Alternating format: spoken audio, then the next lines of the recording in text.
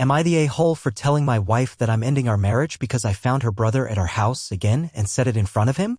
I, 38M, officially left my wife, Kelly, 38F, today after 5 years together, married for 4 years. And I honestly never thought I'd be this guy, packing a bag in silence, walking out of my own home, heart pounding like I just ran a marathon. But here we are. This wasn't a sudden heat-of-the-moment thing. It's been building for 2 years, hell, maybe longer, but it hit a boiling point over the last 9 months. The short version is this: her family completely disregarded our marriage, and she let them. Over and over again. Kelly comes from what people call a close-knit family. And at first, I thought that was great. I envied it even. They had inside jokes, they cooked together, called each other all the time. But I started noticing early on that close-knit often meant no boundaries whatsoever. I'd come home to her brother lounging on our couch, shoes on, remote in hand, acting like he lived there. Her mom would help herself to our pantry without asking. Her sister once joined us for dinner and just never left. She stayed for the entire weekend without asking if it was okay. I chalked it up to quirks, learning curves, cultural differences. I didn't want to be that guy who couldn't get along with his in-laws. But it didn't get better. It got worse. Way worse. 9 months ago, Kelly's parents, mother-in-law and father-in-law finally split. Long story short, father-in-law had been living a double life with a mistress for 15 years. 15. He suddenly announced he was deeply in love with her and wanted to remarry. The fallout was messy and brutal. Her mom was devastated, and in one swift move, he kicked everyone out of their house. Her mom, brother, sister, and even her sister's kid had nowhere to go. Kelly asked me if we could take them in temporarily. I hesitated but agreed. Temporarily. I told myself this was an emergency and that it was the right thing to do. I don't regret having compassion, but I do regret not setting firm rules from the start. Because once they moved in, our house stopped feeling like a home. It felt like a frat house crossed with a daycare.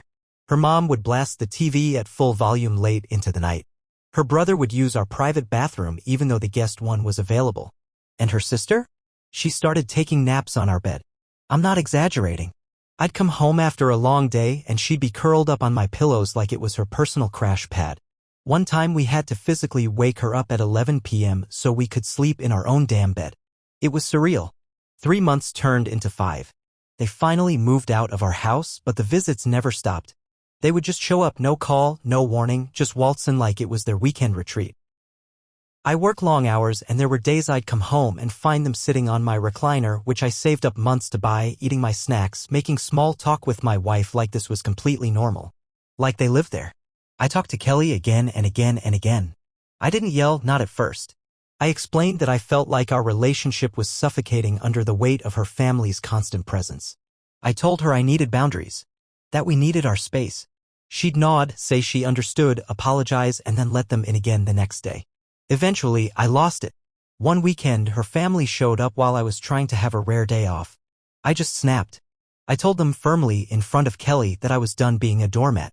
That this was our home, not their clubhouse. They left. Kelly and I had a huge fight. I spent the night in a hotel. I thought maybe that would wake her up. It didn't. The next week, they were back. I told her if this didn't stop, I would. I gave her every chance. I didn't want to issue ultimatums, but I was breaking. She said I was trying to make her abandon her family. I told her I wasn't asking her to abandon anyone. I was asking her to choose our marriage. She didn't. And then today happened. I pulled into the street after work, already exhausted, only to find her brother's car blocking the entire driveway. Not parked on the side. Not even on the actual driveway. No, this man parked directly in front of the entrance like he was guarding the gates. The only way to get to the house would have been to drive over the lawn. I sat there for a second, just gripping the wheel. My blood pressure must have been through the roof. I walked inside, and there he was, shoes on, feet on the coffee table, lying on my couch eating chips. He looked at me, gave me the smug little grin, and said, "Hey, man. Long day." I didn't respond. I walked straight past him. Straight to the bedroom. I pulled out a suitcase and started packing. Clothes, documents, my laptop, everything I could fit in 15 minutes. Kelly ran in and started crying. Begging. Asking me to please talk to her. I told her I had talked. For 2 damn years. There was nothing left to say. I looked her in the eyes and told her right in front of her brother that I was done. That I was ending the marriage. That I was leaving. I wasn't shouting. I wasn't being cruel. I was being honest. She broke down sobbing. Her brother stayed on the couch. I walked out, loaded my car, and drove away. She's called me 5 times since. Left voicemails. Texts. Told me I blindsided her. Told me I humiliated her in front of her brother. Maybe I did. But I don't care anymore. I have nothing left in me. No empathy. No desire to try again. No fire. Only cold clarity. So Reddit, was I the asshole for telling her I was ending our marriage in front of her brother? Should I have waited until he left to break the news? Or did I have every right to draw the final line where I did? Because at this point, all I feel is defeat. Update. Hey Reddit. Thanks to everyone who commented on my original post. I didn't expect it to blow up like it did, and I definitely didn't expect so many people to relate to the suffocation that comes from boundary-stomping families. I've been reading through comments in between packing the rest of my things, and I wanted to give an update on what's happened since. Right after I left the house, I went to a buddy's place who offered his guest room for a few days. I didn't sleep much that night. I was wired, still angry, but also just exhausted. That kind of emotional burnout doesn't just go away when you finally act, it lingers. She called again the next morning. Then her mom called. Then her sister. I ignored all of them. But around noon, her brother, that brother, sent me a voice message. Not a text. A smug-ass voice message that started with, "I guess you finally cracked, huh?" He said I was being dramatic, that real men don't run away, and then dropped this gem: "You were lucky to have a wife like Kelly. She deserves someone who doesn't act like a control freak over snacks and a recliner." That was when I knew this dude never got it. He never respected me, never saw me as more than an obstacle in their family's playpen. And you know what? That's not even what made me angry. What really pissed me off was that Kelly let him believe that. Either by defending him to me all these years or by downplaying my frustration until I looked like the bad guy. I didn't respond. But I did forward the message to my lawyer. Because yes, I found one. We had a quick phone consult and he's already helping me get the ball rolling on separating assets. Since we have no kids and the house is in my name, thank God, it should be a lot simpler than it could have been. About 2 days after I left, Kelly showed up at my workplace. I work in a private office. I'm a project manager at a mid-sized firm, and she was waiting in the parking lot when I got off. She looked wrecked. Puffy eyes, no makeup, hoodie over her hair. She asked me to talk. Just 10 minutes. I agreed, against my better judgment. We sat in my car. She didn't yell. She didn't beg. She just deflated. She admitted that she knew I'd been unhappy. That she knew her family was a lot. But she said she never thought I'd actually leave. She said she always thought I'd cool off eventually and come back around. That I'd get over it like I had in the past. I told her the truth. That I had spent the past 2 years begging for space. For boundaries. For her. I told her that she didn't just ignore me, she sided with them every single time, even when she didn't realize it. Then she asked the question that really drove the nail in. Do you really hate me? I told her no. I don't hate her. But I also don't trust her anymore. Not with my peace. Not with my space. Not with my future. And that's worse than hate. She started crying again.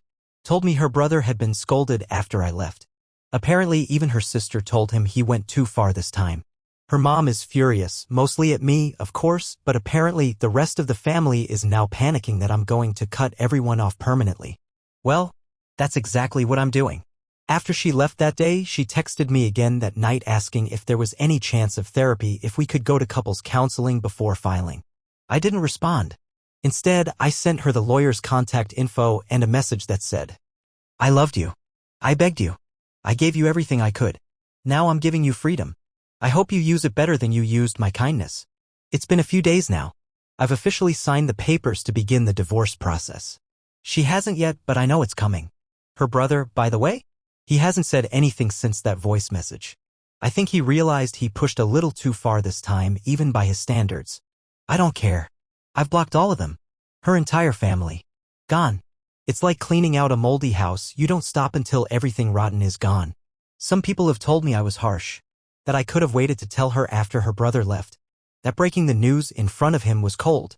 But here's what I've learned. You don't have to keep being polite to people who've made a joke out of your pain. They thought I'd never walk away. They were wrong. I don't know what the next chapter looks like yet. I feel hollow. Tired. But I also feel clean for the first time in years. Thanks, Reddit. Update 2. It's been about 6 weeks since I walked out of that house, and let me tell you, it's been surreal watching everything unravel now that I'm no longer the one holding it together. So here's what's happened since my last post. The divorce papers were officially served to Kelly 2 weeks ago. She didn't contest them, which honestly shocked me a little. No angry rants. No public meltdown. Just a quiet, cold signature according to my lawyer. But she did send me a letter. A handwritten one. 3 pages long. The gist of it was regret. She wrote that she never realized how much her family consumed every part of her life until I wasn't in it anymore. She said she went back through our texts, emails, and arguments and saw just how many times I asked for something so simple: respect, privacy, boundaries, and how many times she dismissed it to keep the peace. She admitted that even after everything, her brother still thinks I overreacted and says I must have something to hide. That last part honestly made me laugh. Dude's projecting so hard he could rent himself out to a movie theater. But here's where it gets interesting. Karma finally came for her brother. Apparently, about a week after I left, he moved back in with their mother. And about 2 weeks ago, he got into a screaming match with her new boyfriend. Yes, the mom's already dating, which ended with him being kicked out again. From what I heard through mutual friends, he's now couch hopping and complaining that everyone's against him. I haven't said a word. Not to him. Not to her family. Not even to the friends who've suddenly started realizing I wasn't the bad guy in this story. One of her old co-workers, someone I was always friendly with, actually reached out and told me that Kelly's been withdrawn at work. Missing deadlines. Showing up late. She confessed to a few people what happened. And apparently she told them she still hopes I'll change my mind. That brings me to her last move. About 3 nights ago, she showed up again outside my new apartment. She had tears in her eyes, but this time she didn't try to come inside. She just asked if I could listen to one last thing. She told me she started therapy. Said she realized how deep the enmeshment with her family went. That she always thought family comes first meant loyalty, but now sees how it also meant enabling. Ignoring. Sacrificing the person who actually chose to be by her side. She asked calmly, without begging, if I'd ever consider trying again. Maybe not now. Maybe not soon. But someday. I told her the truth. I told her I was proud of her for getting help. That I genuinely hope she finds peace and finally learns how to say no to people who take advantage of her. But I also told her, I spent years drowning while you stood on the shore with your family. I won't go back into those waters no matter how calm they look now. She nodded. She didn't cry this time. She just said, I understand. And she left. I don't know what her future holds. I don't hate her anymore, but I'm not waiting around to see if she finally becomes the person I needed her to be back then. As for me, I'm doing okay. Better than okay some days. I'm learning what silence sounds like. What coming home to a peaceful, undisturbed space feels like. I'm seeing friends again. Sleeping better. Reclaiming the version of myself I almost forgot existed. For anyone stuck in a relationship where your needs are constantly dismissed in the name of keeping the family happy, I see you. You're not crazy. You're not selfish. You're not asking for too much. You're just asking to be treated like you matter. And you do. Thanks again, Reddit.